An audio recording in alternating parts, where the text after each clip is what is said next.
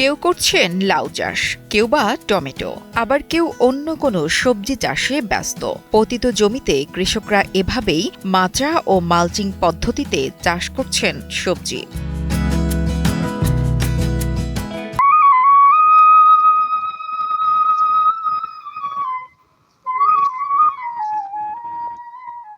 আধুনিক এ পদ্ধতিতে সবজি চাষ করতে পেরে খুশি কৃষকরা। ফলন ভালো হওয়ায় পারিবারিক চাহিদা মিটিয়ে সবজি বাজারে বিক্রি করে লাভবান হচ্ছেন চাষিরা। এই জায়গার মধ্যে আপনার মাচা পদ্ধতিতে বা মাটিতে মানে যেটা মাচাই করা লাগে, যেটা মাটিতে করা লাগে, ওই হিসাবে আপনার অনেক ধরনের সবজি করা, যেমন ঢেঁড়স, বরবটি, সিম, করলা, লাউ।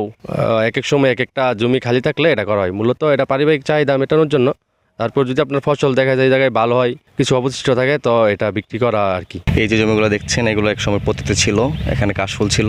তো আমরা আমাদের ইউনিয়নের উপসহকারী কর্মকর্তা আবু নোমান ভাইয়ের সাথে পরামর্শক্রমে এখানে আমরা মালচিং পদ্ধতিতে আগাম টমেটোর জাত মঙ্গলরাজা চাষ করেছি। ইনশাল্লাহ আশাবাদী আমরা খুব ভালো একটা রেজাল্ট পাবো। 2-2.5 মাস হয়েছে এটা চাষ করতেছি। এটা জমিনটা পয়রা ছিল, মাছা পদ্ধতিতে আমি লাউ চাষ করতেছি। কৃষি অফিসারের লগে আমি যোগাযোগ করে করি, যেটা যে সময় লাগে এটা করে করতেছি। তো এমনি বড় হয়ে গেছে। তারপরে কিছুদিন আগে ওনার লগে আমি পরামর্শ করলাম, ছোট আয়া নষ্ট হয়ে যাওয়ার পরে ওনার লগে পরামর্শ করে করছি। ওনা ওষুধপত্র লেখা দিছে, প্রায় 33 মতন ওষুধে গেছে। তো মোটামুটি মনে করেন যে গাছের যে আলার মধ্যে ভালো। সব মশার বিরুদ্ধে সুরক্ষা দিতে এলো বসুন্ধরা এক্সট্রিম অ্যারোসল, মশার বিরুদ্ধে এক্সট্রিম সুরক্ষা। কৃষি অফিসের তথ্য মতে ব্রাহ্মণবাড়িয়ার নবীনগরে মোট আবাদি জমির পরিমাণ 28,579 হেক্টর। এর মধ্যে মাত্র 6% জমি বর্ষা মৌসুমে চাষযোগ্য থাকে। বাকি জমিগুলো তখন আর কোনো কাজে আসে না। তবে কৃষকের আগ্রহের কারণে এখন প্রায় 4,500 হেক্টর জমিতে ধানের পাশাপাশি সবজি চাষ করা হচ্ছে। পতিত জমিতে সবজি চাষে মাচা ও মালচিং পদ্ধতি খুবই কার্যকর বলছেন কৃষি কর্মকর্তারা। অনেক কৃষককেই আমি পরামর্শ দিয়ে থাকি। ওনাদের যে সমস্যাগুলো এগুলো আমি মাঠে এসে সরেজমিনে দেখি।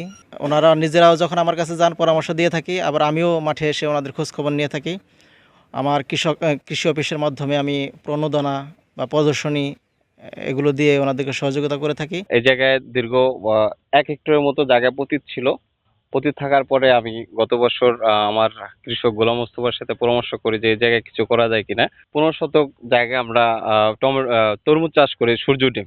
তো দেখা গেছে যে সূর্য ডিম চাষাবাদ করে আমাদের ভালো ফলন আসছে। তো নদীর থাকার কারণে ট্রাক্টর বা অন্য কিছু আনার খুবই কষ্টকর। উপজেলা কৃষি অফিসারের সাথে আলোচনা করে আমাদের ফ্রি প্রকল্প থেকে একটি গার্ডেন টিলার আমরা উপজেলা কৃষি অফিসার তাদেরকে দেয় আমার মাধ্যমে। তো সেক্ষেত্রে আমরা গার্ডেন টিলার দিয়ে এই বছরে প্রায় 1 হেক্টর জায়গার টোটালটাই আমরা পরিষ্কার করে আমরা চাষাবাদের আওতায় নিয়ে এসেছি।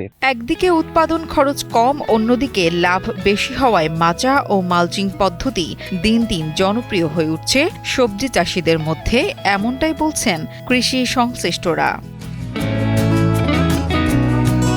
মোহাম্মদ মাজেদুল ইসলামের পাঠানো তথ্য ও ভিডিও চিত্রে ডেস্ক রিপোর্ট, কালের কণ্ঠ।